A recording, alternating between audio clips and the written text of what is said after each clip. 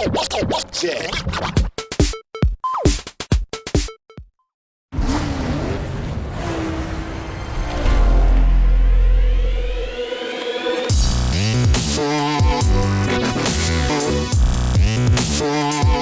new delivery of the famous series Grid has arrived, with some interesting additions that could give it a place between the best, or it could be the biggest mistake in the franchise.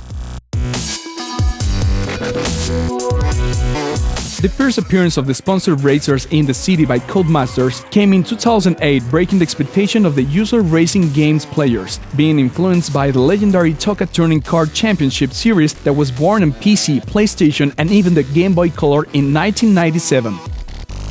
All through the success of the first Grid was seen, bringing also the game to the arcades, Codemasters took 5 years to launch its own sequel. After that, they surprised us by announcing that only 1 year later, Grid Autosport will come, questioning the reasons to get both F1 2013 and Grid 2.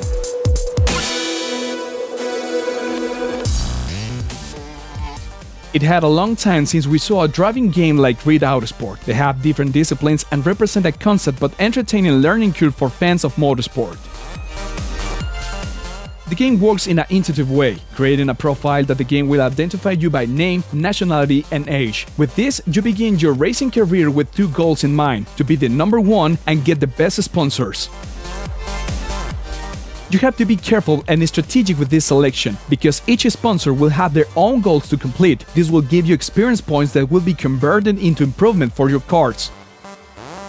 It's not just to choose a sponsor and ready, it involves having a partner to share points with, and this can help or subtract positions in the leaderboard. But you don't have to be alarmed, because the artificial intelligence is pretty good. At times, you will feel like you're actually running with other humans, and in the case of your partner, you can even determine his attitude for driving, defending his position, or going on the attack in order to get a better one.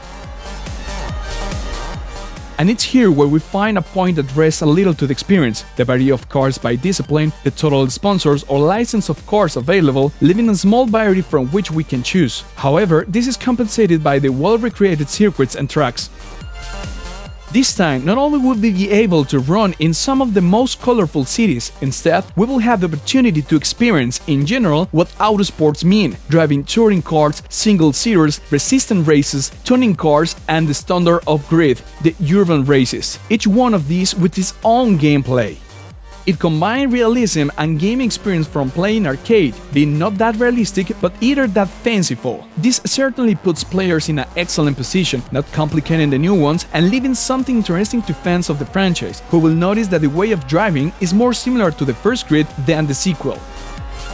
Having so many disciplines is excellent that the game allows you to choose from which to start and how much you want to spend in it. And of course, at some point you will need to do other disciplines if you want to compete in the Grand Slam of Grid, which is a mix of all styles to test what you have learned. Be the first is not always something you can achieve. For this, the game allows you to change the difficulty before you start a championship. While easier you configure the game, less experience points you can get in the competition. So if you're not used to the series, we recommend you at least to activate the interactive guidelines that indicate the road and average speed to improve your skills.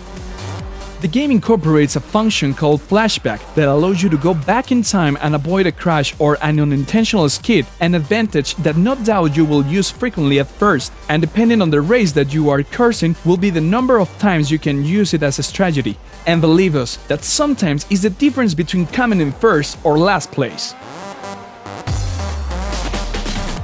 It has to be recognized a great work for including all disciplines. However, having all of them doesn't mean that it can replace the F1 games or series like this one. Racing competition with tuning cars feel like a training for something that never comes. In Formula Racing, you won't have pits to fix the car or make a change of tires, so strategy in this competition is absent.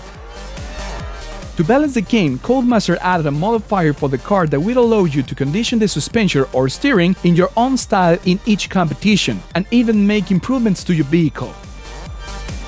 Codemasters put much attention to the strong feedback from fans of the previous game to improve the experience on Autosport. So part of that is, we see the additional 2 new cameras, making a total of 5 that definitely change the way you see the race. The online experience is pretty solid. Having a wide user base, you can create your own team, level up and get upgrades for the single-player mode. The races are up to 12 players, and if you cannot find enough people, the system will replace them with artificial intelligence, avoiding the boring waiting time into a lobby.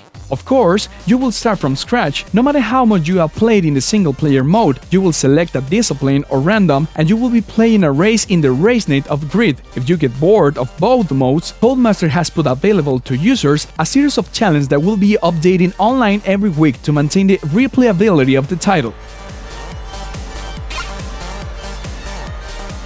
Grid Autosport is in a good point, taking in consideration that Codemaster has not risked taking the game to new platforms, so we'll see a graphic engine that have 6 years in development and have achieved to polish it, at least on the outside. The cars models are good and with great details, but only at first sight. As long as you compete, you will realize that when the cars got hit, they lose detail and expose an interior little work, like the internal view of the car that uses a blur to save a few textures.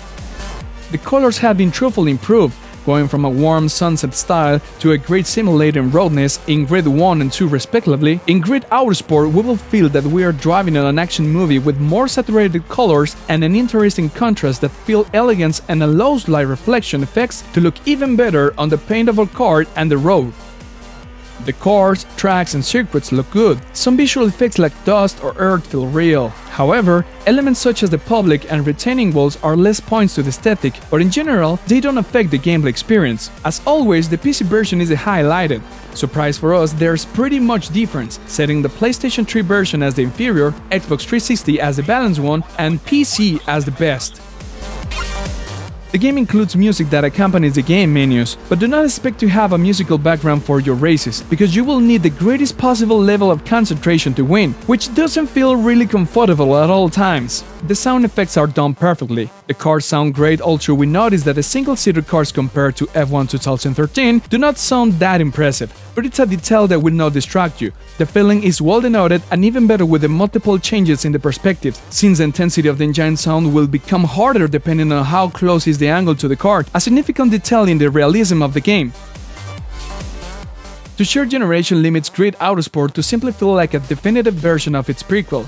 However, to include 22 locations and 5 disciplines with a high level of authenticity is something that we have to recognize and proves that Codemaster doesn't feel intimidated with a new generation to show that there is still battle to give.